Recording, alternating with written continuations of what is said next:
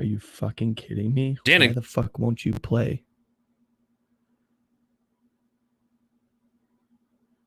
Dan and Corey here, welcoming you into Libservative.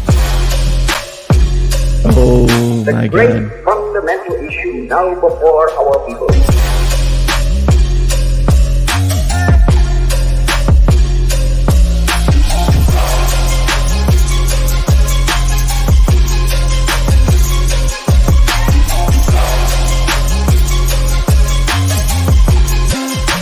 We, the people, cannot turn back.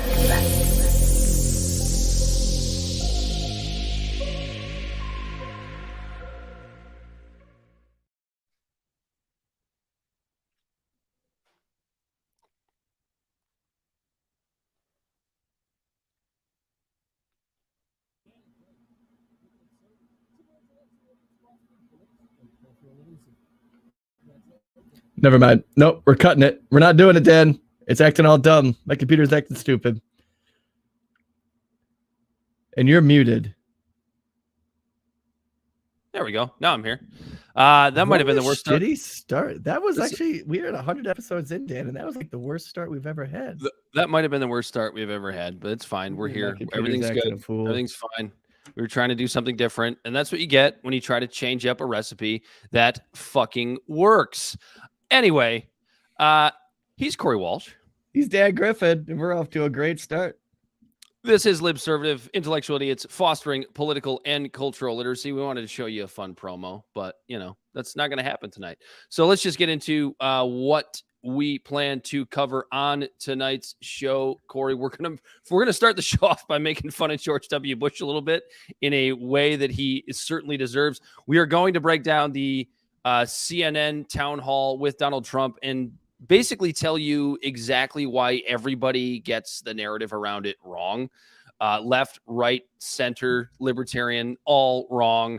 DeSantis with a new bill that has got, I guess you could say, progressive blowhards in a little bit of a tizzy because, once again, they don't understand what this bill actually is. We'll break that down for you. And the full Durham Report released, which, by the way, I don't think myself, Corey, or Bell the Bodysnatcher have bothered to actually read all the way through.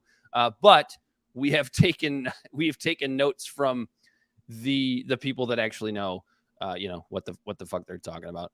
We got a whole lot more. We've got migrants being housed in New York public schools, and probably a whole bunch more. It looks like we lost Bell, but as we wait for him to come back in, Corey, tell the people where in the world they can find us. Libservative Podcast is found on all social media and podcast platforms. Our website is libservativeshow.com. We can be found at Libservative on Facebook, YouTube, and Twitch, Instagram and Twitter at LibservativePod. Our TikTok videos can be found at Libservative Podcast, and you can reach out directly at libservativepod@gmail.com. Subscribe today. I don't even want to talk anymore. Who's got the George W. Bush video? All right, I do. I got it right here. So I guess while you set that up, what's funny about this is that ever since George W. Bush has left the White House, he's done a remarkable job of saying the quiet part out loud in ways that no other former president, I don't think, has ever done. I don't think you've ever seen Bill Clinton slip up like this. I don't think you ever saw Ronald Reagan slip up like this. I don't think you ever saw George W. Bush's father slip up like this. And you certainly haven't seen Barack Obama slip up like this. Donald Trump, he just fucking does it on purpose, and then Biden doesn't know which room he's in. Which is actually kind of amazing that he hasn't accidentally said the quiet part out loud, probably because somebody. Oh, one of his handlers has their finger on his prostate, making sure that he's not saying anything too ridiculous. So anyway, let's hear what George W. Bush. Where was he speaking? Do we know the answer to this question? Do we bother to look at this? He made a verbal slip up while speaking about the Russian invasion of Ukraine. That's all this says. It doesn't matter where it was. It's just all that matters is that it happened. So let's roll that beautiful bean footage. The decision of one man to launch a wholly unjustified and brutal invasion of Iraq. Of Ukraine. Iraq too. Anyway, He Iraq. says too. Iraq too. Hold on. It's so short. Play it again for anybody that missed it. the decision of one man to launch a wholly unjustified and brutal invasion of of Ukraine. Iraq too. Anyway, Iraq too. Anyway, I'm 75. 75. What's the gap of the century? Here's the thing. There's a few things I take out of this. I'll just give you the first one because it sounds like you had something to say there, Corey. The first thing is that, like, he says that he's 75. In other words, like, I'm fucking too old for this. Meanwhile, you have Joe Biden in the goddamn White House right now doing the same type of bullshit and the same types of gaffes. Yeah, so I have two takeaways from this. First off, apparently, regime change wars and war crimes are funny to the right crowd. And also, when he says the decisions of one man who made this happen, is he projecting? Is that a Freudian slip? Not on him, Dick Cheney. but the guy who was actually running his presidency, Dick Cheney. Dick Cheney, Donald Rumsfeld. Yeah. Yeah. Is that who he's talking about? Because he's just like, hey, man, mission accomplished. I'm just here to have fun. And meanwhile, it's like, what a funny slip. What a funny slip that millions of Iraqis died. Oops. He's 75 though, Dan. That entire slip up is it just so beautifully summarizes all of the reasons in which people that fly the Ukraine flags and we'll get into the Trump town hall, but want to ask Donald Trump, like, well, who do you want to win this war? And when he answers and gives the right answer, by the way, Donald Trump did give the right answer, and he doesn't do that very often, but he did in this situation. I want the war to stop, and I want people to not die.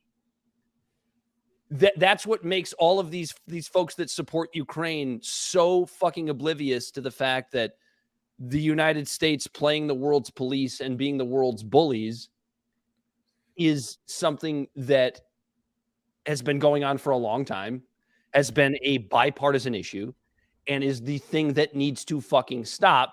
Because if you want to bring it over to why China in certain aspects, how long this will last, I don't know, but in certain aspects is kicking our ass, it's because China is using the economy and using trade and, also economically extorting other countries, of course, but still not killing anyone that we know of, or at least not openly killing anyone. Yeah, you see, they're killing people inside their borders. They're not doing it in other countries. Yeah, I mean, and they're also in control of a certain amount of these cobalt mines that give us these batteries, and they're okay with certain points of slavery. I'm not trying to say that the Chinese are perfect. However, they are doing a better job of using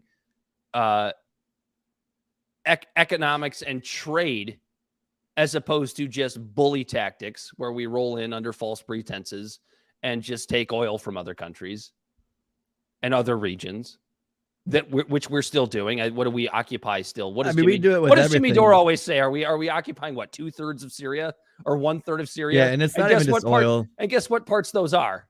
Those are the parts that have where the oil is. And it's not even just oil, it's pants. It's literally just anything. I was talking to Steve the Serb today at work, and I was talking about how we're trying to get like a merchandise line going and stuff like that. And I was wearing a shirt at work, and he goes, well, you're going to have your stuff made in America? I said, well, that's essentially the plan. I'd like to have the fabrics made and processed and manufactured here in America. And I was like, unlike this shirt, and I didn't even know who was made by it. I just knew it wasn't made in America. And I went, what's this tag say? And he goes, Haiti. I was like, oh, Haiti. Perfect. The country that Obama and Hillary Clinton, when they just wanted living wages, were like, no. And then they said, nuh-uh, that ain't happening. We want our cheap Levi's. George W. Bush making it remarkably apparent what and how the United States operates on a geopolitical scale. And, before those of you that hear this and think that somehow Corey and I are anti-American, it's quite the opposite. Let's listen to a couple episodes. Yeah, being that we are Americans, we want to hold our fucking government accountable. Oh yeah, that's Because what the Constitution has afforded us. It's almost our duty. But that makes us. It's the duty of American Putin citizens. puppets, though, Corey. We're Putin puppets. Who says that? The establishment, or anybody that watches Rachel Maddow. That's we're just Putin puppets. What you drinking over there, Dan? I am drinking tonight a relative staple on the show. I think at this point, I'm drinking the Jack Daniel's single barrel rye.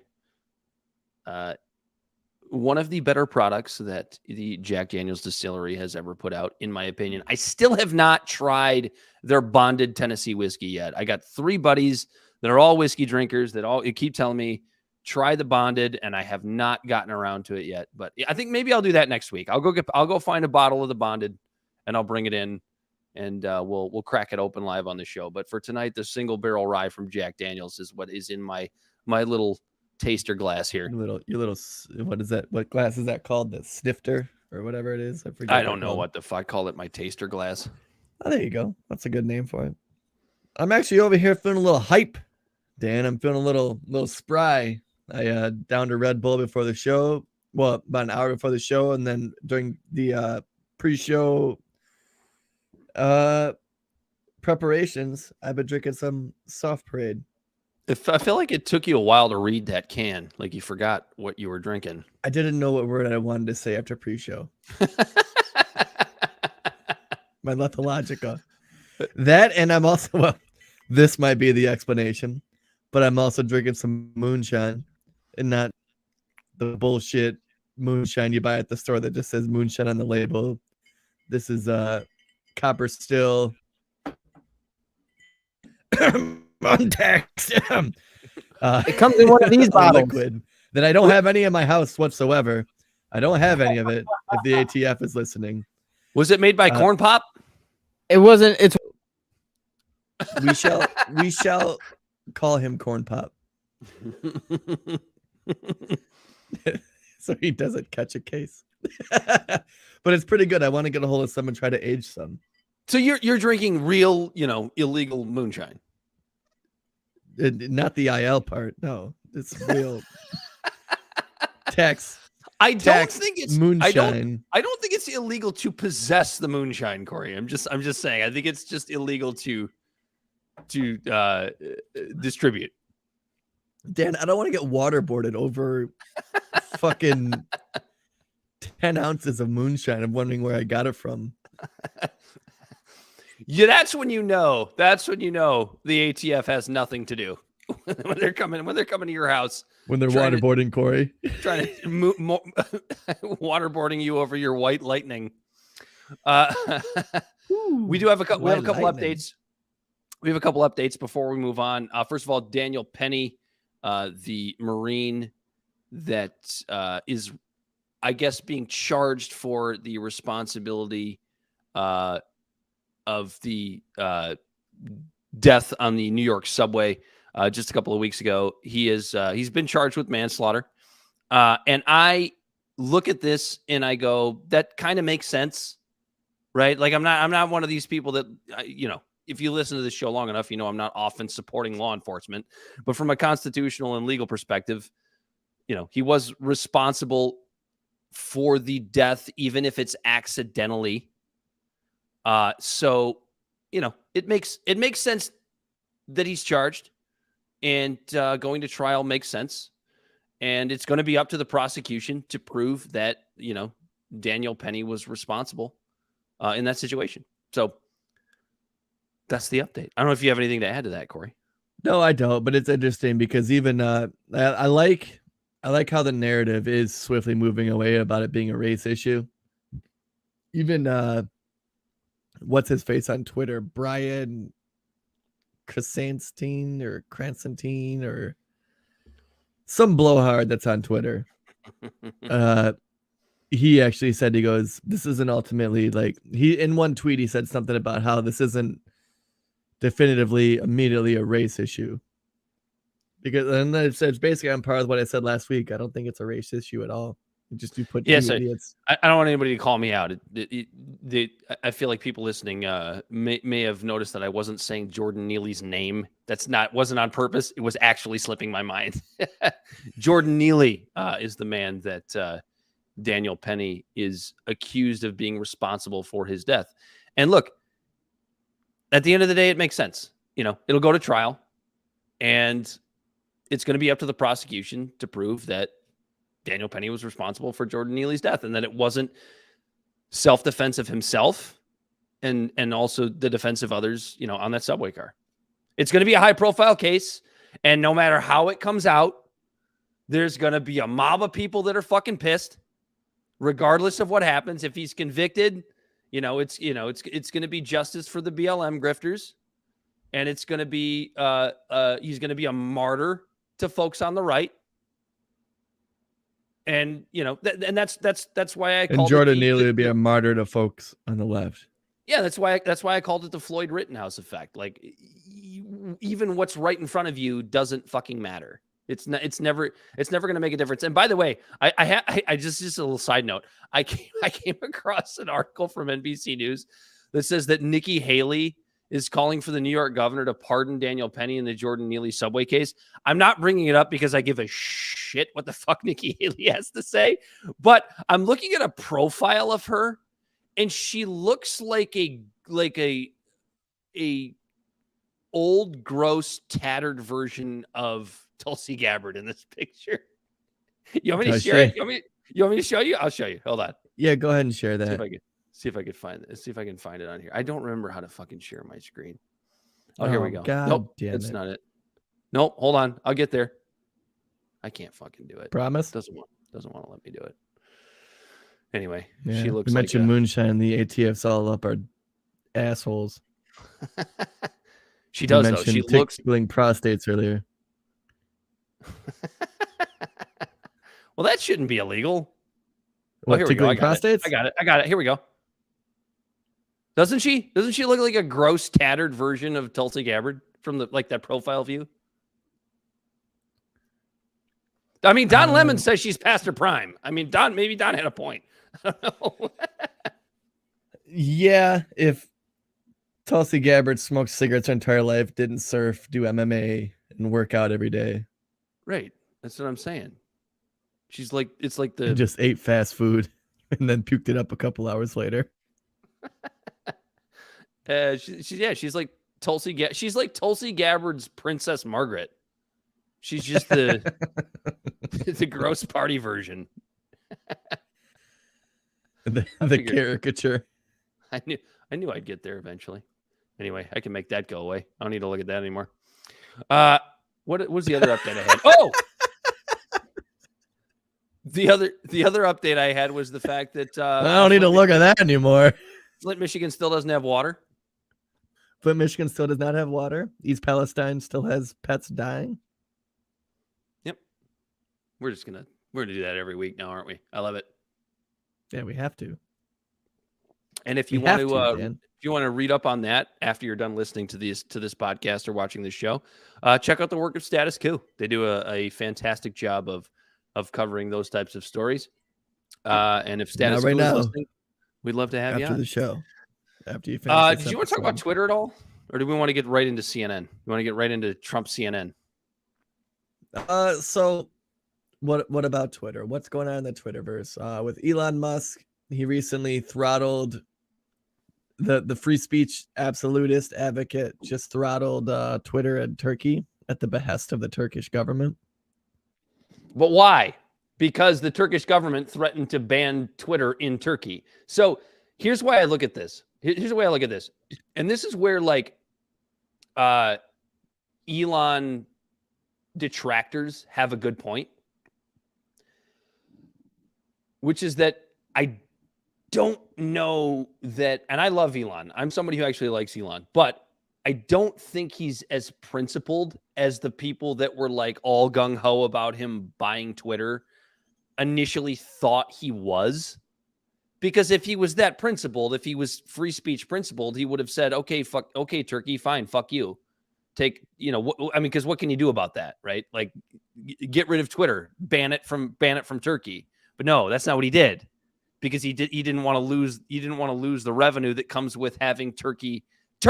We're not talking about we're talking about India here, right? We're not talking about a billion people. We're talking about Turkey.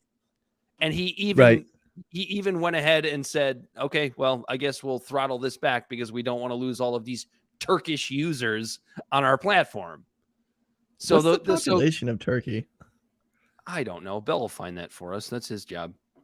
The population of Turkey is, I don't know. But do you understand what I'm saying? How like this is more than two, less than 30 million.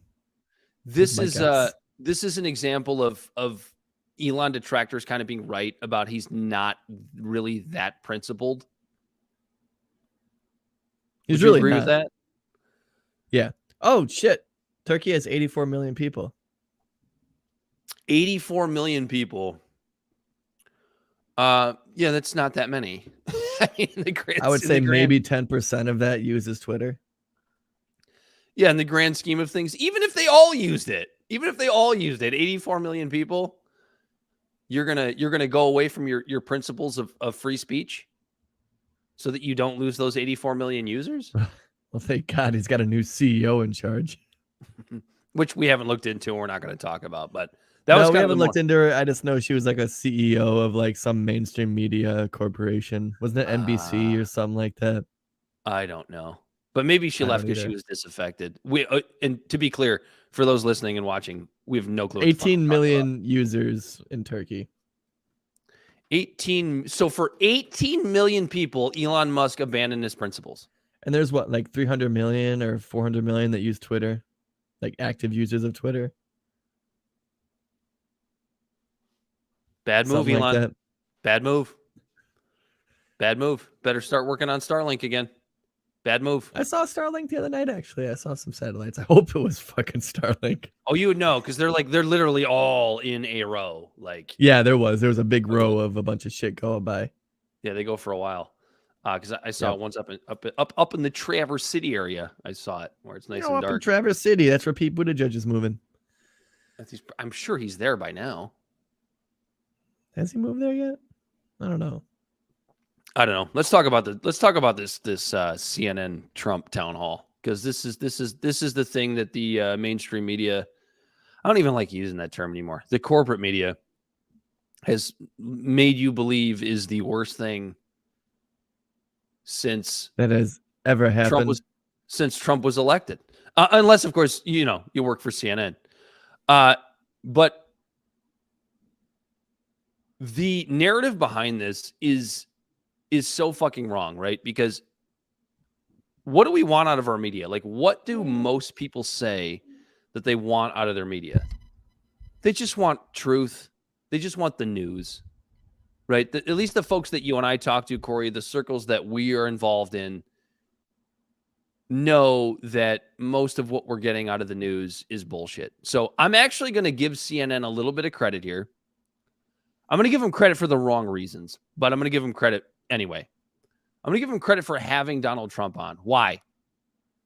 Because as of right now, he's the Republican frontrunner. I don't really know that I need to give another reason. No, you don't need a reason. He's an ex-president who is the Republican frontrunner to be president again. And it's a hell of a lot more of a room to a soapbox to speak on than the Democrats are doing for any of the other people running against their current frontrunner.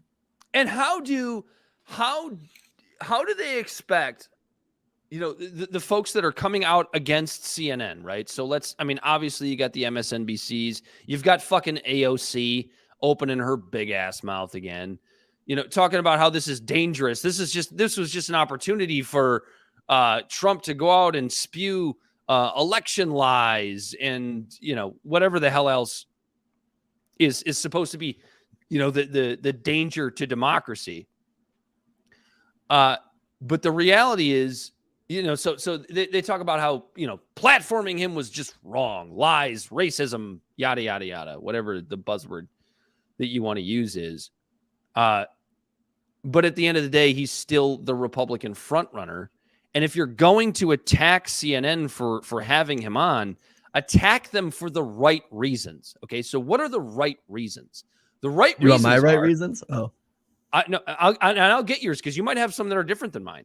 But for me, the right reasons to attack CNN for having him on are the fact that you don't bother to actually attack him on the actual issues, right? The fact that you can't ask him questions about things like the debt ceiling, like the fact that you can't ask him questions about governmental or about corruption in his sphere in general. Why? Because if you did that, you would have to do the same thing. You would have to reset the entire narrative that you have put forth over the course of the last 7 years. Because if you're going to attack Trump on corruption, well, you have to attack Biden on corruption. You have to attack the Clinton campaign on corruption. So all of the tough questions that they could have and should have asked Donald Trump, they can't do that because it resets their entire narrative of the last 6 or 7 years. So what do they have to do? They have to attack. They have to ask him about January 6th, and they have to ask him about the election. The stolen election stuff. All the stuff that nobody. I'm sorry. At least the circles that I am in, and I'm not in like super analytical fucking circles. Like, these are just regular human beings that are my friends that I play golf with on Saturdays. They don't fucking care. Nobody cares. That's the reason to attack CNN, not because he was on their network. Go ahead. You're absolutely right. That's kind of what I was going to get at is the reason why I'm pissed off at CNN is they literally just clouded up an hour and a half. Well, actually, no, it wasn't even an hour and a half. It was slotted to go for 90 minutes, and it was like an hour and 12 minutes. I think it went like 70 minutes. Yeah, something like that. Yeah. And they cut it short, actually. CNN was in charge of the conversation. You know what I mean? They were the ones that were at the helm of where this conversation was going to go. And instead of asking those like good questions, real questions, all they did was just ask him about his best hits that everybody knows the fucking answers to. Do you think the election was stolen? He's like, well, yeah, I think the election was stolen. Oh, how do you feel about January 6th? Oh, well, I had no part of it. And there was good people out there with big hearts. Oh, how about Jean Carroll or whatever her name is? Oh, I don't know her. And like, those are like basically the three big things that filled up the whole goddamn show that everyone knows the answers to, which made the whole lipstick liberals lose their fucking mind over as if it was the first time they fucking heard this shit. Even though this is the same shit that's been peddled by Trump. How dare CNN give him a platform to spew his lies? And it's their own fucking fault for asking those questions in the first place. They could, and it goes off what you're saying. Like, there's obviously reasons why they didn't ask those questions, because then they would expose their bias if they weren't asking these questions about the other candidate. But like, they had opportunities to ask him real questions about real shit about his platform. Like, you potentially might be the next president, and you potentially might be the next president of the United States. How are you going to tackle inflation? Mm-hmm. You might potentially be the next president of the United States. What is your course of action for the Ukraine-Russia issue? You might be the next president of the United States. What is your plan to deal with the encroachment of China on our own country's personal interests? How are you going to deal with are you going to do anything different about the southern border? There's so many other questions that they could have asked, but instead all they did was ask him the same wackadoodle cockamamie questions that he's been spewing already for the last 3 years. And what I also want to say to the liberals is they're all freaking out that they gave Trump a platform. Oh, oh my God, I can't believe we let the ex-president actually speak. When in reality, CNN did you a favor by asking these bullshit questions that you're pissed off about, when you have a large swath of the country who are swing voters who voted Obama and then voted Trump and then voted Biden. Biden's underwater right now with his approval ratings at like what, 37, 38%? Whatever. Like not that. Good. Yeah. Not good is the best way to put it.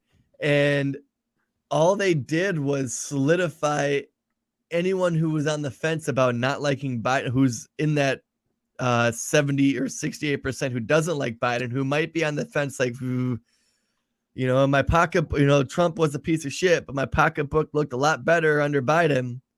All they did is give those people who were on the fence ammunition to not vote for Trump by getting him to spew the same bullshit he's always been spewing. Mm-hmm. CNN did the fucking liberals a favor. Mm-hmm. All they did was give the liberals 70 minutes of sound bites to use of why not to vote for Trump. But instead they're freaking out, and then instead of just letting this guy say his bullshit that he's saying and thinking that Americans are smart enough to make decisions for themselves, as evidenced by the 2020 election, they want just censorship. Bam, silence them. Don't let them talk. Well, and that's just it, Corey. So like when you have publications like WAPO, or you have MSNBC, or you have people like AOC coming out, and what do they always do? What well do they always go back to? Right? They always go back to the same well of Trump is a threat to democracy. When what CNN actually did was institute fucking democracy by having a man on. Now, did they do it in good faith? No, they did it for ratings, as evidenced by the questions they asked. They did it for ratings, and they got ratings. Not ratings that really actually matter, but they did bump CNN's ratings a significant amount for what CNN is. It was still garbage. It was still trash. Not a lot of people watched it, but they just keep going back to this threat to democracy well. And nobody's buying it anymore. Nobody's buying it. Because like people like me, I've mentioned on this show, but if you're a new listener, I'll say it again, and I'll say it 100 times again after this. I had TDS for a solid 4 years of my life. I had Trump derangement syndrome. I can admit that was the case. The man scared the shit out of me. And I was right there with a lot of these fucking limousine liberals with their luxury beliefs about how, he was going to tear down the country. But you know what? It didn't come to fruition, and it's not going to come to fruition. And you pushing this bullshit narrative, because I had this belief that like half of the country was just fucking stupid when I had TDS, until I recognized why people actually voted for this guy. Right. Why they voted for him. I didn't agree with him. Like, I would never vote for the man. But once you come to this realization of people actually voted for this guy for legitimate reasons. Is it fair to say they were ahead of the game? The people that voted for Trump the first time? Yeah. They were just, that's tough. They didn't know how to articulate the idea that they were so done with the establishment that they were willing to vote for like an upturned bucket or an upturned mop with a bucket on its head over a Hillary Clinton because she wreaked establishment. Right. That they didn't care who it was, because people on the left were doing the same thing when they were all about you know what I mean? So like, is it fair to say they were ahead of the game? Or that they were all just fucking racists or inbreds?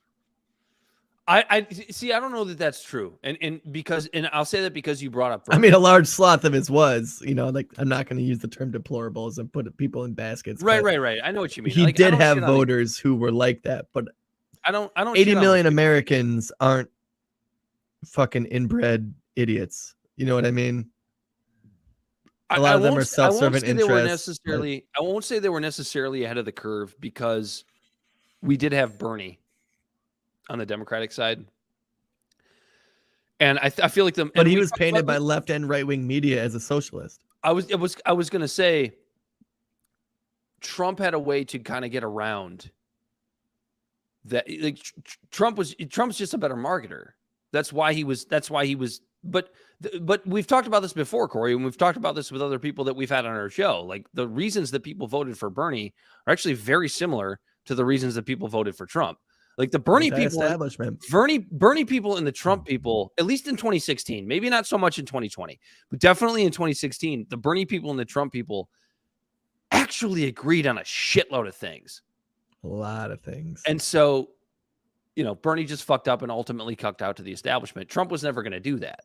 Even if Trump in 2016 had not gotten the president, the Republican nomination, Like, say somebody else had beaten him out. I don't know who would have done it, but say, I don't know, fucking little. He wouldn't have endorsed him. I know where you're going with that. He wouldn't have Exactly. fucking No, endorsed him. absolutely not. He would have absolutely not endorsed them. He would have called them cheaters. He would have called them liars. He would have gone out of his way to make sure that whoever that Republican nominee was disparaged in any way that he could. And Bernie, what did he do? You know, he just went along with it. He politicianed out. We got to stop Trump at all costs. So yeah, that's why I wouldn't say they were necessarily. How'd that work, Bernie? But if Bernie and Trump people had realized that they were actually on the same team, you know what I mean? In 2016, how much different would things be now? Bernie was the only one that Trump threw bones to. Do you remember all that? Yeah. It probably hurt Bernie because how hardened the hyperpartisanship was in that election. Yeah, but Trump didn't do that in good faith. Trump did that because he hated Hillary. No. Yeah, don't misconstrue my words. Yeah. But like he did. He was like, look what they're doing to Bernie. Yeah. That's absolutely right. So, like, look. Isn't it funny watching him flounder about abortion right now? Who's that? Trump. He's trying to tout how he got Roe v. Wade overturned, but when they ask him about abortion bans, he's bill? like, it's a negotiation now. That's what I want. I just want the negotiation. And now the Susan B. Anthony Organization for Right to Life or whatever is like not endorsing Trump. So all 30 people in the country who want an outright ban on abortion are like, well, we're not voting for Trump now. Oh, yeah. You know, that was a bad move. That was a bad move on Trump's part. I think he'll be fine, though. He's going to be fine. He's going to get the nomination. I don't think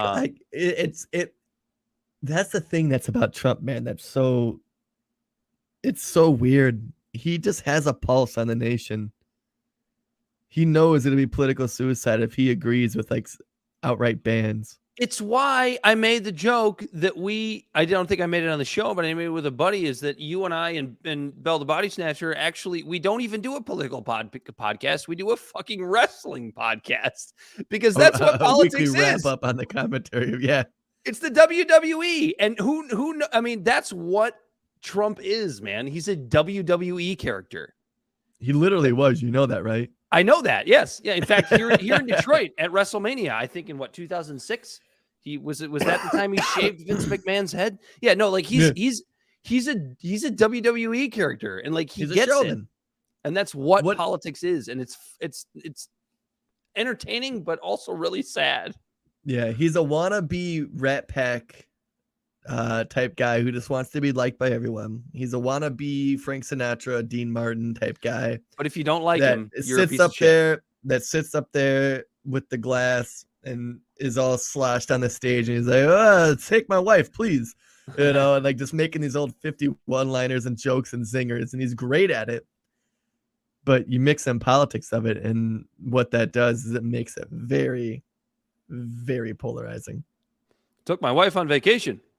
Problem is, she always finds her way home. What's that? Is that a Rodney Dangerfield? It sounds like Rodney Dangerfield, yeah. Anyway, look. Shitting on to sum this up, shitting on CNN makes sense. Problem is, nobody's doing it for the right reasons. They're doing it instead of shitting on them for having Donald Trump, the Republican frontrunner, on their platform. Shit on them for bad journalism. Yeah, shit on them for not asking Donald Trump the proper goddamn questions, and understand that the reason they're not asking him the proper questions is because if they ask him the proper questions, they have to go back on their entire narrative for the last, I'm not even going to say 6 years. It's more like 20 years. Yeah. Anyway, shall we move on? Do you want to speaking of do you want to go to Durham Report? Or do you want to go to DeSantis next? I just figured because I just the Durham Report. Again, you got it up there already. That would have been a great segue. You fucked up. No, not me. You. We both fucked up. It's a team effort of fucking up. The Durham Report tells us what we already know. And what is it that we already know, Corey? To set this up, The full Durham report being released is basically a lesson in how the FBI is an absolute, unequivocal, unabated failure of an alphabet organization. Because this whole thing is about what the FBI didn't do. So you still have people that defend Hillary Clinton that don't want to acknowledge that part. They want to say, well, nobody was arrested. Nobody was tried. Nobody committed an actual crime. And if that is your standard for what is right and wrong when it comes to the law for the establishment, we're all fucked. Right. Go ahead. I have a little summary written basically real quick, and it's the Durham Report released by Special Counsel John Durham on May 12th, 2023 is the report that is about the origins of the FBI investigation into Russian meddling in the 2016 election. The report offers criticism of the FBI, finding that it caused severe reputational harm in its handling of the case, which was seriously deficient at key spots. Durham wrote that the FBI embraced seriously flawed information that fell short of the agency's own principles regarding objectivity and integrity. Basically, the report came out and said that the FBI just straight up botched this, and it was politically motivated. And the FBI actually admits this in a roundabout way, saying that since this happened, they implemented corrective actions to make sure such abuses never happen again. No heads are rolling. There's no shoe dropping on the ground. There's no big reveal. The FBI is just quietly cowering in their corner, going, "Oops, we made a mistake." So let's talk about why this is an issue and why and what it is that the FBI did not do, because that's essentially what this whole fucking report is about. I give credit to the folks over at Counterpoints for summarizing it for me, because I didn't really have a way to put it, but yeah, that's exactly what it is. So let's talk about this. So let's talk about how the FBI not even bothering to analyze intelligence, didn't even bother to analyze actual intelligence. Let's talk about how the FBI opened a full-scale investigation without speaking to the person who actually provided the information. Okay, that's number two. Let's talk about how there was a failure to investigate the so-called Clinton intelligence plan. Corey, have you heard about this one yet? Does that have to do with Steele dossier? A little bit. So hold on. I have it here in front of me. This is from Matt Taibbi's group, Racket News. So here we go. The Durham Report was highly critical of the FBI's startling and inexplicable failure to investigate the so-called Clinton intelligence plan. Ooh, shit. I lost my spot. In late July 2016, U.S. intelligence agencies, quote, obtained insight into Russian intelligence analysis, unquote, alleging Hillary Clinton approved a campaign plan to stir up a scandal against Trump by, quote, tying him to Putin and the Russians' hacking of the Democratic National Committee, end quote.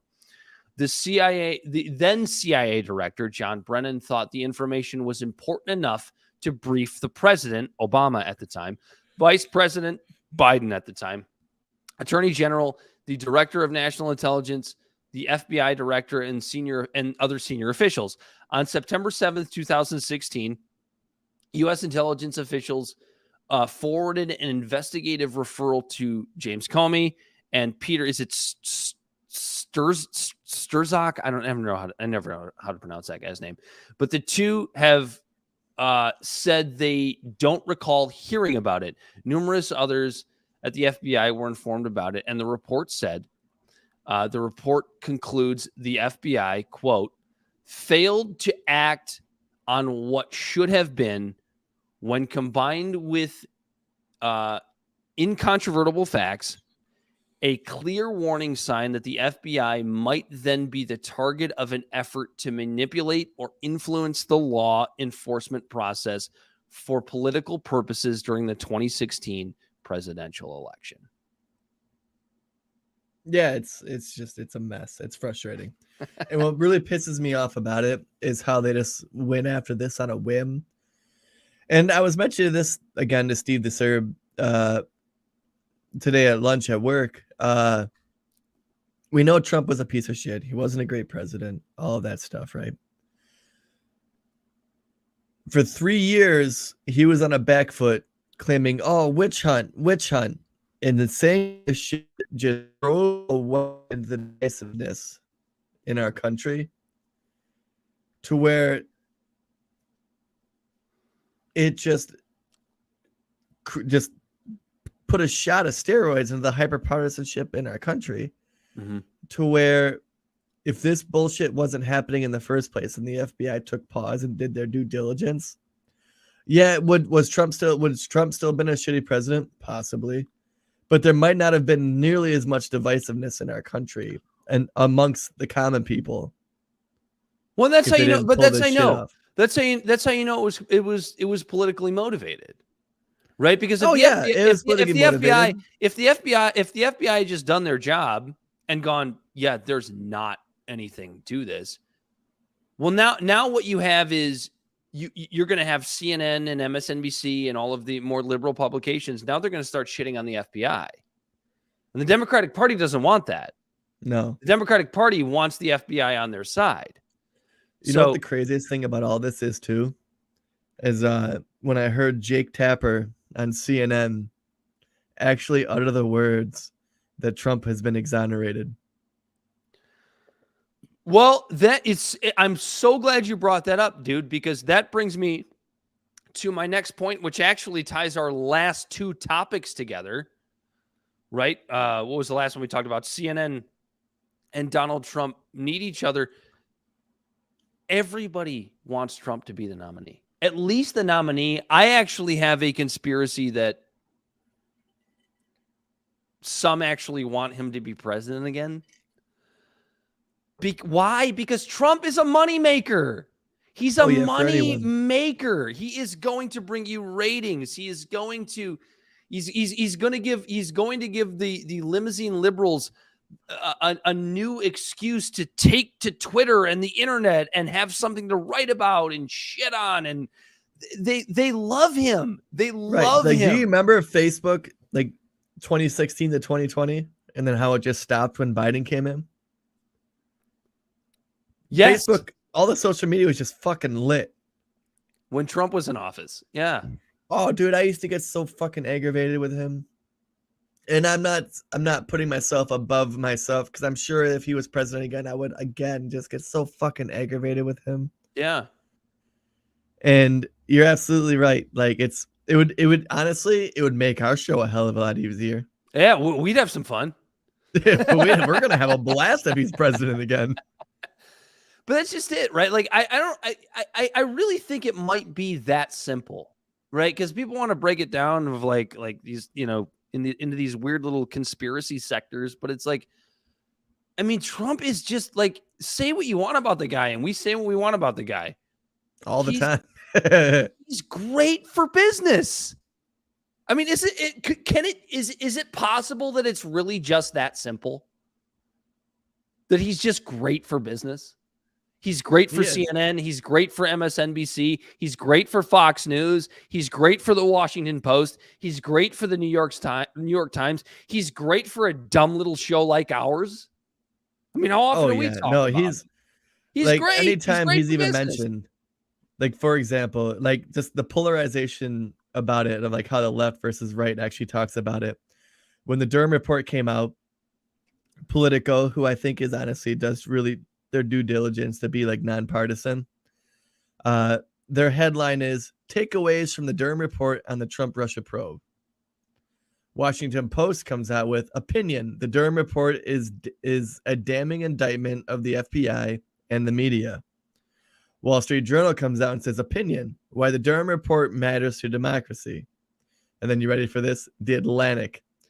What makes the Durham Report a sinister flop? The New York Times. After years of political hype, the Durham Report inquiry failed to deliver.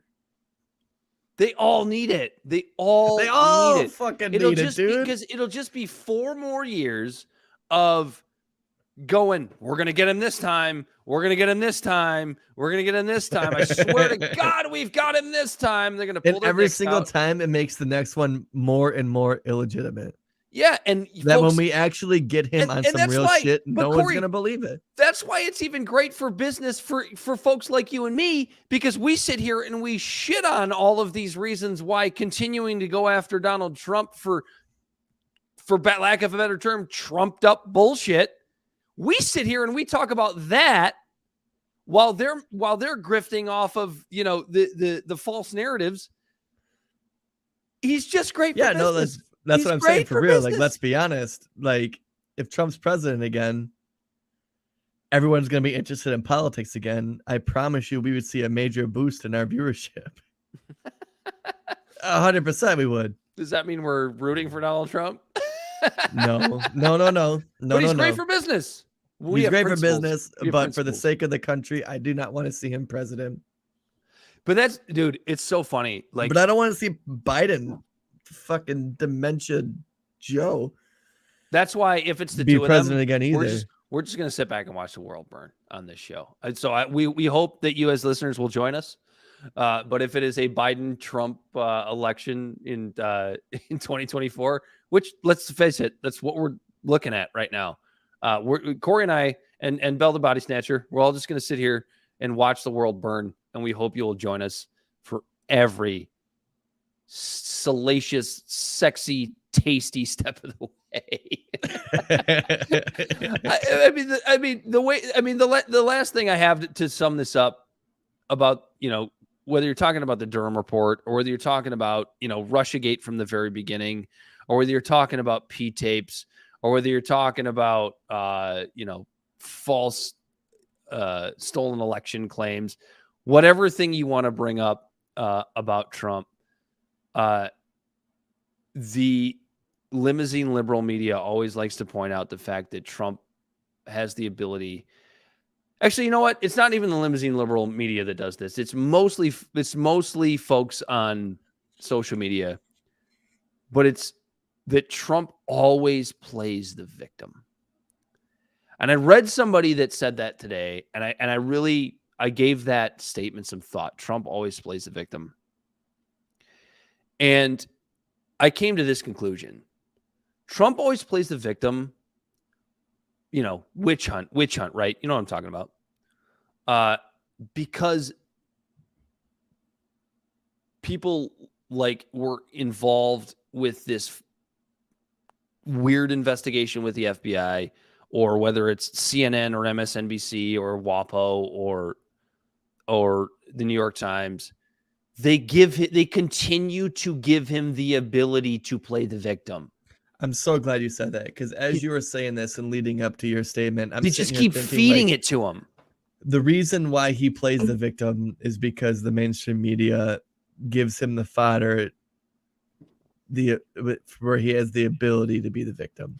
They just keep feeding it to him. It's like when you keep responding to a troll online, like you just keep feeding the trolls, and they don't stop because you just keep feeding it to them. And that's what the media does with Trump. They just keep feeding him. And it's like the show What We Do in the Shadows, the one guy, it's all about, like, it's a documentary about vampires, and one of them is an energy vampire. And what he does to get some extra energy boost is he's in his room, and he has like 8 laptops laid out, and he just trolls people online. He's like, yeah, I don't get as much energy from this. He's like, but I fuck with people. And when they call you a dumbass, he's like, I know you got them. And that's literally what's happening with Trump. They're literally just giving him the fodder to play victim. How about his number one competition, Corey? Who, DeSantis? Yeah. DeSantis' new fun bill. Fun? It's not that fun. But it's Dude, not that big of a deal either. 2016, Corey want to slap the shit out of the wiser, more mature, smarter 2023 Corey when I say I would prefer a Trump over DeSantis. You know what? I would say the same thing. I would 2015, 2016 Dan would slap the shit out of 2023 Dan, because DeSantis is a problem and a bigger But in a problem than sneaky Trump. way. A sneaky way. So And I'm that's what's curious. scary. I'm curious how you feel about this, because Bell gave us the info yesterday. I can't remember what the fuck this bill was called. Bell, I hope The you still have Protections that in of front you. Medical Conscience Act. All right, Corey's on top of it. But it's being And dubbed. It's being dubbed the "Let Them Die" bill by the activist Twitter folks, because essentially what the left is telling you is that this is a bill that is going to give doctors permission to not give patient care to the LGBTQ community in Florida. And yeah, that's true, but right, there's a huge but to this. So it's weird because it's a bill that kind of expands the rights of healthcare providers, where they can say, based on religious reasons or whatever reasons, that they're not going to provide, moral, whatever it is, they're not going to provide care to certain individuals. The way it's being portrayed is that it's only bad for like the trans community. But I would disagree with that. And I have a good example of that. But first I'm going to read this little summary I have right here. How long is this going to take? Because I got to pee. The Protections of Medical Conscience Act of Florida authorizes... I'll jump in if I'm not back. Okay. The Protections of Medical Conscience Act in Florida authorizes healthcare providers and healthcare payers to opt out of participation in or payment for healthcare services by conscience-based objections without discrimination or threat of adverse actions. The act requires healthcare providers to notify patients and their supervisors or employees of educational institutions in writing when such healthcare providers decline to participate in a healthcare service. The act also prohibits boards and the Department of Health from taking certain disciplinary actions. So right now, it's super heated, and it's all enshrined in the LGBTQ community.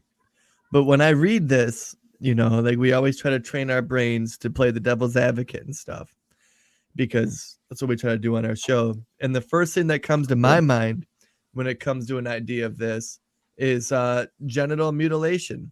When it comes to certain sects of religions who decide to cut off the clitoris of women. Yeah. Yeah. What's up, Belle? First time you're on the show? First time, long time? Yeah. First time, long time listener. Long time listener, long time contributor. I see old baby boy Bert in the background over there. Oh, yeah. For the people that are just listening, I'm about to be having Bert on a special series on the show called Bedtime Ballads with Bert. God, sorry, my teeth. But yeah, you don't have your wireless headphones on, Dan, so you didn't hear what I was saying. I did, but it's fine. It's fine. It's great. What I was saying basically is playing the devil's advocate for this bill. Is right now it's enshrined because the hot topic is the LGBTQ community, right? But this conscious objection that you can have without repercussions from the Department of Health. I think about genital mutilation. Interesting. It's right? not an angle I had thought of. So you're thinking because we always try to play devil's advocate and who this bill would help. Well, we had one of those cases here in Michigan just a few years ago. A Muslim doctor conducting, basically chopping off the clitoris of young Muslim girls under the guise, or was it here or was it Minnesota? I don't know. It was Michigan. Was it here? So that's a really good point. That's interesting. I hadn't really thought about it that way. What this does is it allows doctors to have the breathing room to go, hey, no, I can't do this. Where in America, the healthcare field is literally driven by profits and money, to where it would ultimately have to be like That's a not what you meant serious. by genital mutilation. I just brought up something that was something you hadn't even thought about. What do you mean? You were going at it from the perspective of a doctor could go, no, I'm not going to perform that Procedure. transgender surgery on that particular. Oh person. yeah, no, that's the narrative that's behind it. But what this bill ultimately is doing is giving doctors or the people that are paying for procedures and stuff to go, yeah, I'm not going to be a part of this based on moral, ethical, or any sort of reason like that.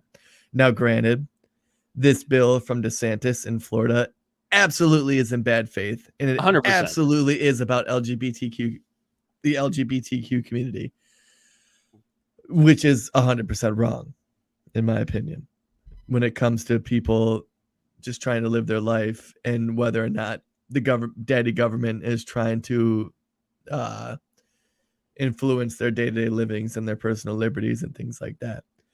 But this bill is giving doctors and the people who are paying for the not even procedures but paying for the practitioner to do any of this to have a pause and go, no, I'm not okay with this, without a repercussion from a bureaucratic institution like a Department of Health.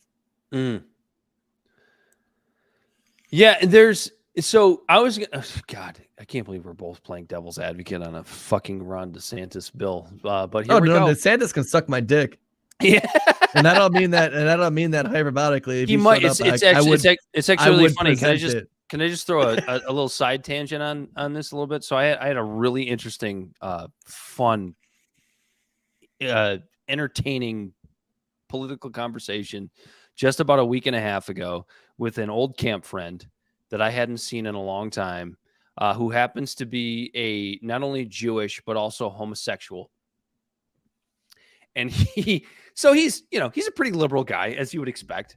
But we talked for probably 2.5 hours about various stuff.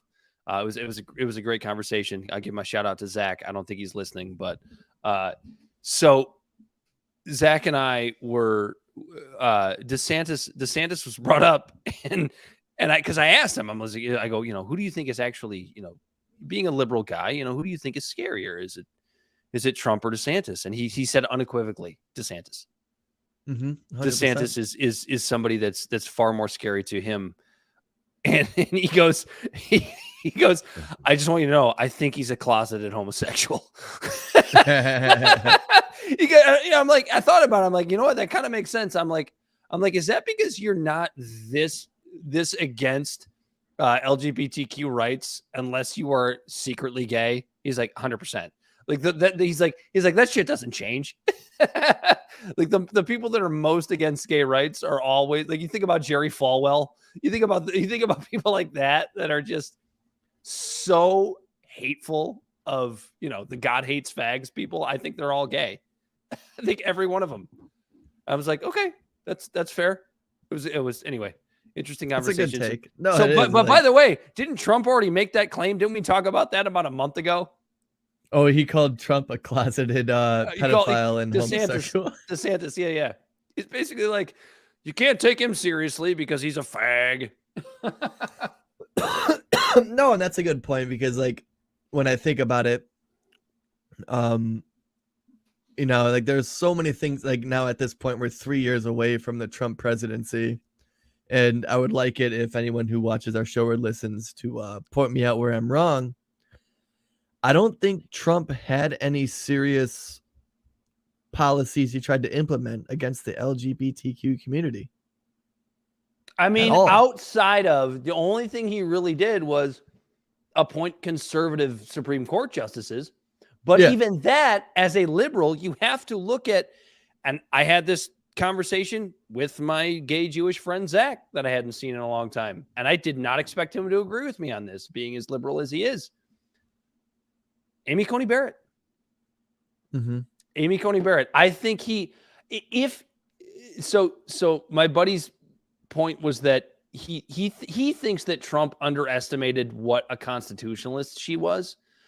And that kind of sounds like a liberal, a gay liberal making excuses for it. But it's like, no, I don't know that it's that simple, because Amy Coney Barrett has been, so, as we've talked about, so much better than we ever thought that she would be from a constitutional perspective.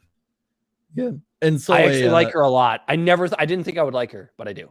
I actually a little like her. promo for next week's show, because I don't think we're going to get to it tonight. But the first time that I think that this new Supreme Court justice system did something that I vehemently disagree with is the Cuomo aid. Yeah. The Cuomo aid conclusion, what they came to over the appeal we should open with that next week, because that's good. That's good, because it kind of, if they go after the Cuomo aid, they kind of have to go after themselves. So, but getting back to DeSantis, I don't know if you mentioned this while I was taking a leak, Corey, but this is essentially, as you said, a medical conscience act. And these sorts of laws already exist in something like, what was it, Bell, 20 states? Something like that. There's some form of a medical conscience act. Yeah, I think it was like 20 states or so, including Michigan. That's right, Dan. Yeah. So this law is not that different than certain laws that we see in various other states, including liberal states, including purple states. I consider Michigan a purple state. It's 100% purple. And we love living here because it's purple. It's fantastic. But the right to deny medical care based on your own morals, that's not abnormal. Now, like you said, Corey, it's not that Ron DeSantis is doing this in good faith. We know that. It's 100% to shit on the LGBTQ community.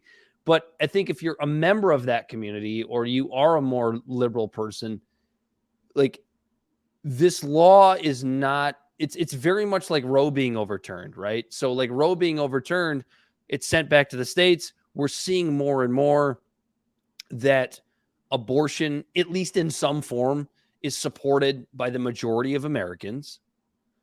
At least abortion rights in some form are supported by the majority of Americans. And I think we see that a lot when it comes to doctors and these acts that allow them to act on their own moral authority. At the end of the day, how many doctors in the state of Florida do you think are going to turn away LGBTQ care? Right? First of all, they make money on it. The insurance company makes money on it. Like, it's not just going to be a situation. Are there going to be a few doctors that are going to be like, yeah, fuck off, I hate fags or whatever? Sure, they're going to do that. But there's going to be another doctor right down the road that's probably better, that will be happy to take care of you if you're a member of the LGBT. Yeah, because let's be honest, the doctor that says that is probably like 75 years old. And Yeah. I probably wouldn't want him working on my body anyways. He's going to die soon anyway. Who cares? Like, it's kind of how I feel about my neighbor next door, who bitches about the way I cut my grass.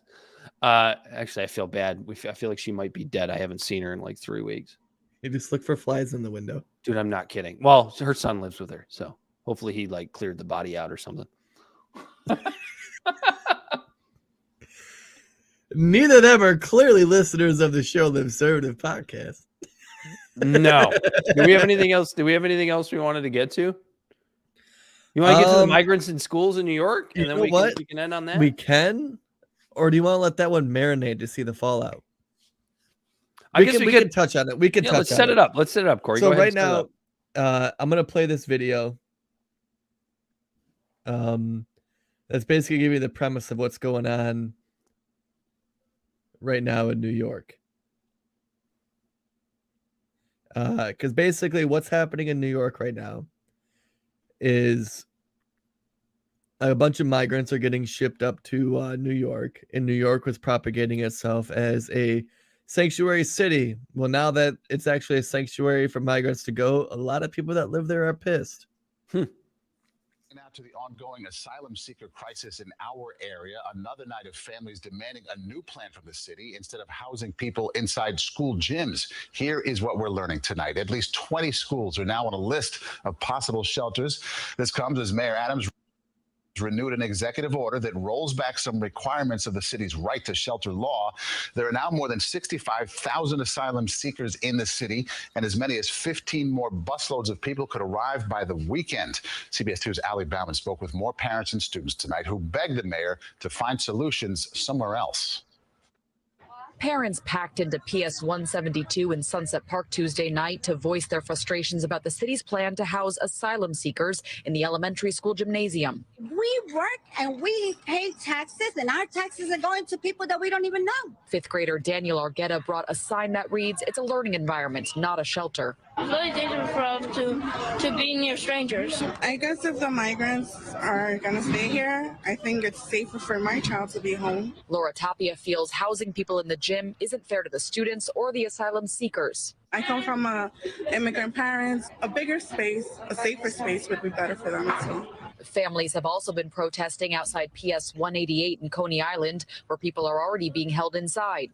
And Mayor Adams is now looking at 20 school gyms citywide to potentially turn into migrant shelters. These are self-standing gyms that are not inside the school buildings. Everything is on the table as we continue to get this influx. With more than 65,000 asylum seekers having arrived in New York, City Hall says it's already spent $1 billion on the asylum seeker crisis since last July and estimates spending $4.3 billion by June of next year. The city owns various buildings across the city, leases millions of square feet. And, we also have an enormous amount of commercial space that's currently available for rent. Murad Awadeh is director of New York Immigration Coalition. So if we really wanted to put our heads together and move this forward, schools would be the last choice here. And I don't think that we're at a place like that at this moment. With more asylum seekers expected to come this week, the mayor also extended an executive order loosening the city's right to shelter law. So that would allow the city to put homeless families with children up in group settings instead of in their own rooms. From Sunset Park, Brooklyn, Ali Bauman, CBS 2 News. And so here's the whole thing. Here's the first thing that frustrates me about that. First of all, according to Mayor Eric Adams, even our little banner here is inaccurate because these are self-standing gyms, whatever. They're not attached to the school buildings. So I'll make that correction right here. No, but the live kids on the can't now go use the gym. Understood. So but I look at this and I go, you already have an unbelievable homeless problem in the city of New York. If you're going to give these gyms away to have people sleep in them, why would it not go to them first? And I think that's what makes the more conservative sector on the migrant issue most frustrated. And I understand that frustration. So this is going to piss you off a little bit more, Dan. Go ahead. We do have a housing crisis in New York. And a lot of those, or not a housing crisis, but a homeless crisis in New York. And a lot of those homeless people that are already there are American veterans. Mm-hmm. And so what New York was doing was putting veterans who lived in New York into hotels while they were homeless. Well, guess who's getting fucking eviction notices right now? They get kicked out of their hotels to make room for the migrants. American veterans. Mm. And on top of that, I guess we're talking about this today now. And on top of that, Sunset Park, Coney Island, all of these places. Coney Island's median income is like $37,000 in New York, which is like where we live would be like $20,000 maybe. New York's median income in the city of New York is $77,000. But it has like between 100 or 150% higher cost of living than other places in the world, in America. So 100% of, if 77% or $77,000 at 100% more would be an average income of around like $35,000, $40,000. So we're talking about poor income like neighborhoods who are now having their schools where their kids go to gyms not have access to that. Oh yeah, it's not going to be. It's not going to be the because- rich kid schools. All because, and now I don't want this to be misconstrued that we're anti-immigrant at all, because you and I are both 100% immigrant. But this is, again, No, we're not an immigrants. Corey. incompetent We're government. Americans, but we are for immigration. No, but we're 100% for immigration. Yes. Yeah. Thank you. Thank you for fixing that. But this, again, is just a Band-Aid on a bullshit issue that is happening in our country because of the chickens coming home to roost, because of things like a war on drugs and things because like toppling governments in Central America and things like that. I recently heard, I think it might have been RFK in his long form interview. It was either RFK or on Counterpoints. Costa Rica is the only country in Latin and South America that America didn't fuck with and invade. That was RFK Jr. Yeah. And Costa Rica is one of the only countries that doesn't have a bunch of immigrants coming from to our country. This is all happening because of bullshit America did with their imperialistic tendencies in South America and Latin America. Well, that's just it. That's why. That's why like neither party border. And instead of fixing the problem at the border and doing like we said, hiring immigration judges, finding a way to expedite getting people citizenships in our country, because people who come here and do it right, it still takes them roughly a decade to become an American citizen. Which is ridiculous. And now we just have all of these asylum seekers on the border, and we're just putting Band-Aids on them by shuffling checker pieces around a board, or just sending them into camps where we're putting children in cages, which apparently isn't a big deal when Biden's president, but when Trump was president, it was a big deal. It's a big deal for both. And it just pisses me off that we were able to figure this out when we didn't have AI, we didn't have computers, we didn't have surveillance systems, and we didn't have fucking digital fingerprints where people have a track record of the last fucking 10 years of their life on social media, and we're able to just bring these people into the country no problem. And now all of a sudden it's an issue because it's a fabricated issue, because it's a political issue, because it gets fucking votes. Whether you want these people here, you vote Democrat, and if you don't want them here, you vote Republican. When there's an easy way to fix it, but when it's fixed, it's one less thing that's an easy, low-hanging fruit stump speech to concentrate on. Yeah, and that's say what you want about RFK. I wanted to talk a little bit about his long-form interview on Breaking Points. Once you're finished with the show, I hope you will go check that out. There are a few things I vehemently disagree with RFK Jr. on, but one of the things that I certainly agree with him on, obviously, are Ukraine, but also immigration and the fact that neither party actually gives a shit. Right? It's either open borders, 100% open borders, let them all in. We got to be humane about this and let them all in, or build a fucking wall. Those are the two solutions to the border crisis, when the actual issue with the border is the fact that the United States is responsible ultimately for the fact that these migrants want to get here in the goddamn first place. Because we are the ones throwing in puppet governments, trying to overthrow various Central and South American governments because they don't fit our, neoliberal worldview or neoconservative worldview, which pick one, doesn't matter. And the whole reason they're there in the first place sitting at the border is because of what we did to begin with. Yeah. But nobody wants to tackle that problem. Right. All we want to do is tackle how we either get them in or keep them out. Yep. Dan, what I'm going to do real quick, it's almost like a little bit of a pivot because it's a topic we didn't have on the board tonight when it comes to the debt ceiling, right? Mm-hmm. And we're talking about how we need to either raise money or cut the budget because the debt ceiling is approaching quickly, right? Mm-hmm. We have 11 million illegal immigrants in this country right now. Imagine if it might not fix the problem, but it might make it a lot more easier to shuffle around a couple dollar bills in the budgeting scheme when you have 11 million more people just paying fucking taxes. Imagine. You know what I mean? Imagine. No, it's like right now. I hate our tax system, and like I've got my more libertarian views on that, and I know you do as well, Corey. But it's like fair tax. Fair tax.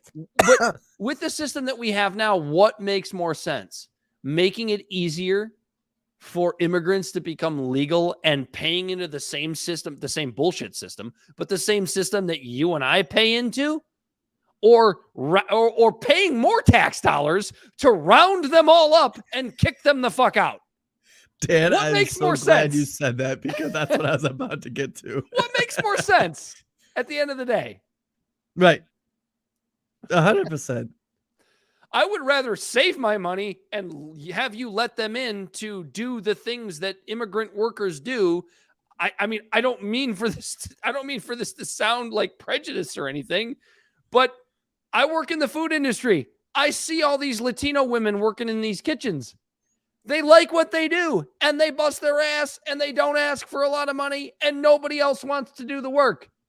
They're like, I make. So how about if they can just do it? Exactly. So how about if they can just cook this delicious food that I love to eat, because I do love to eat it, and have them pay a little bit of tax with it? Did you just tell women to get back in the kitchen? Just Mexican women. Attaboy. I'm kidding. Oh man, yeah, no, it makes me so mad. It makes me so mad that like the best we got in this country, we're supposed to be the best country in the world, and the best we got is fucking Biden and Trump. We got RFK Jr., who's fucked up on vaccines. Yeah, that's fucked up. But again, if his personal opinion on vaccines is he doesn't like them, I'm okay with it as long as he doesn't try to mandate that no one gets them.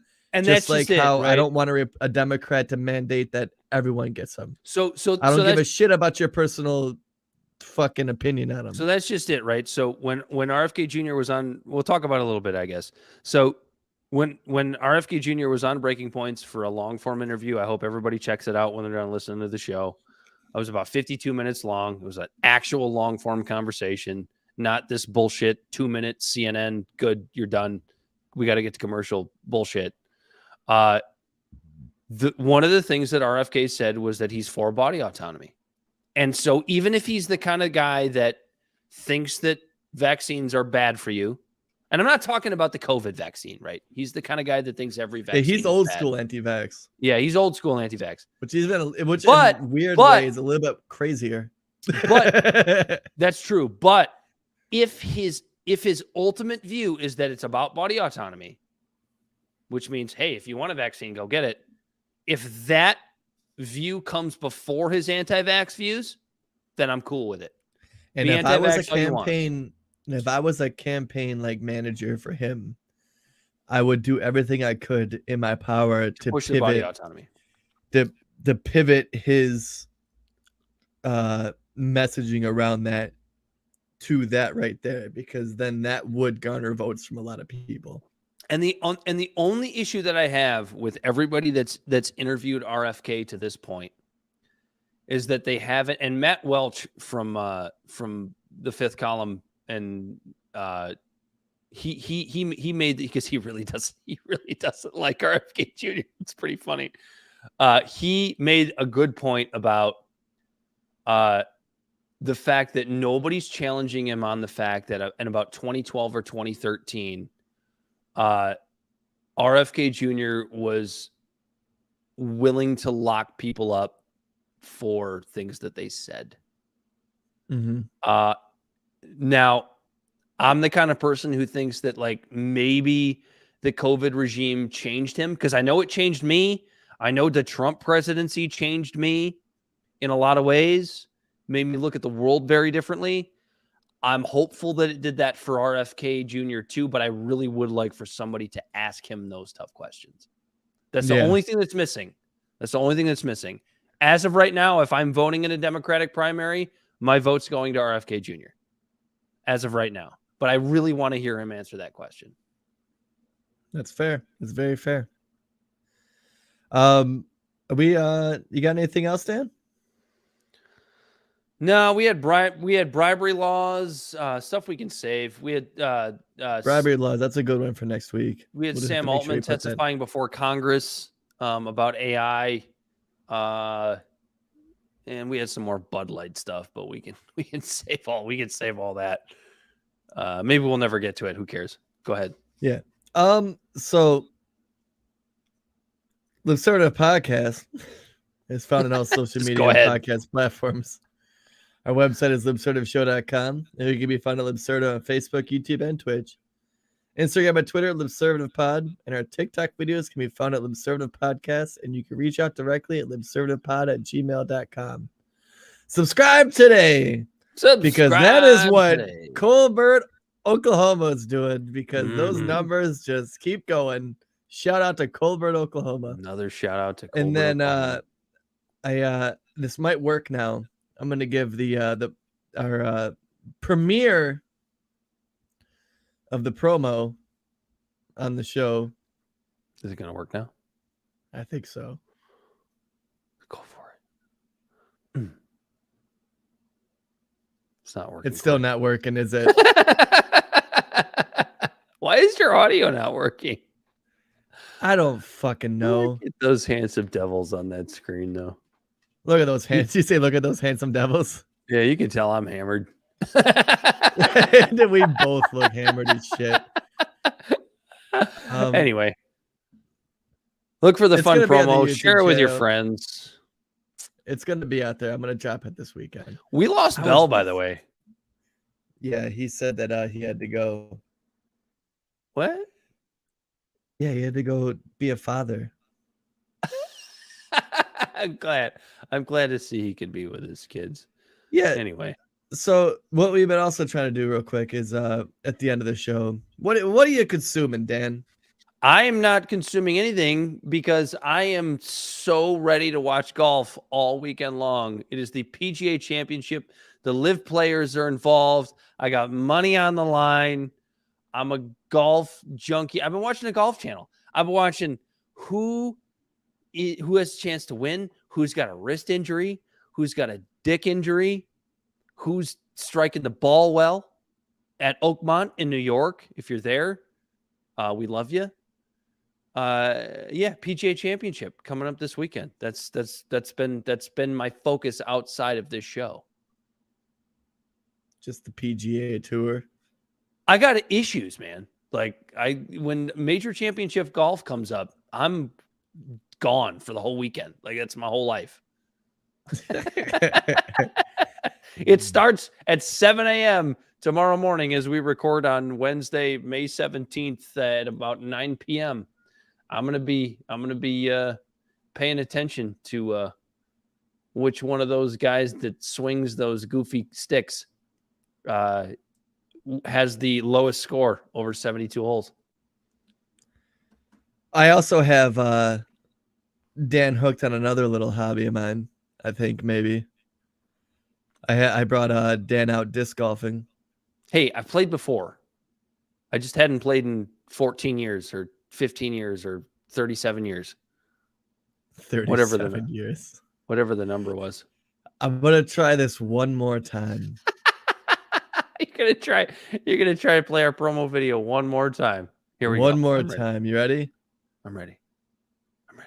Here it is right here.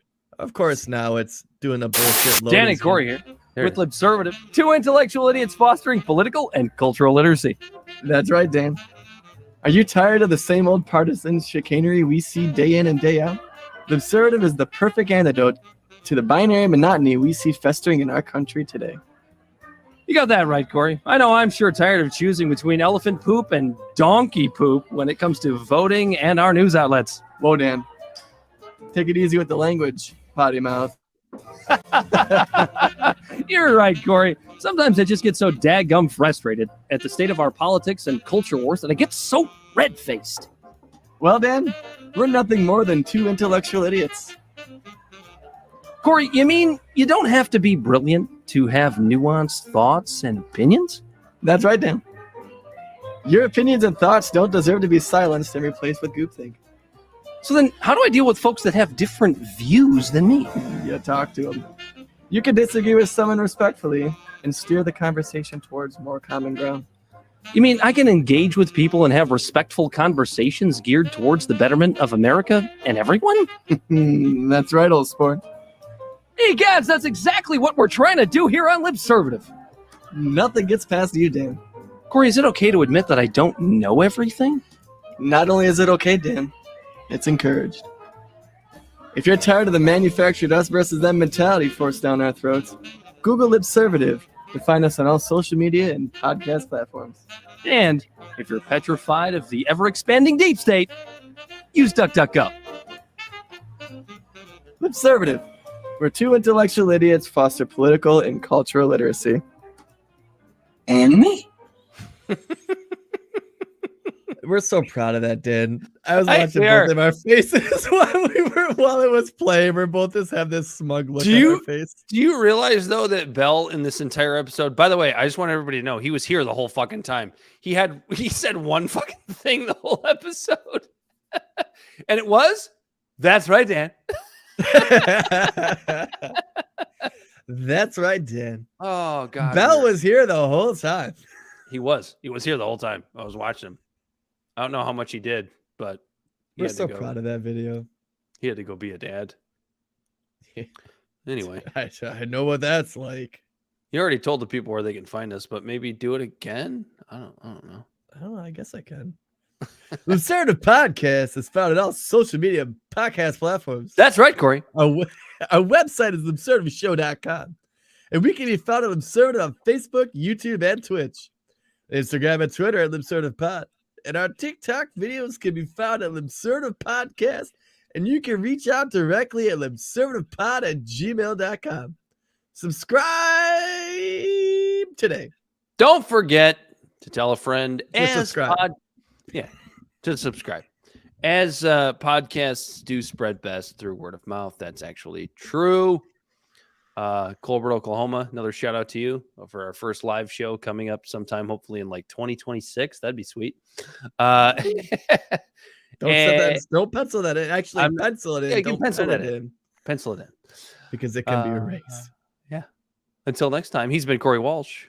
And he has been Dan motherfucking Griffin. This has been Libservative, and we are motherfucking out of here. Peace.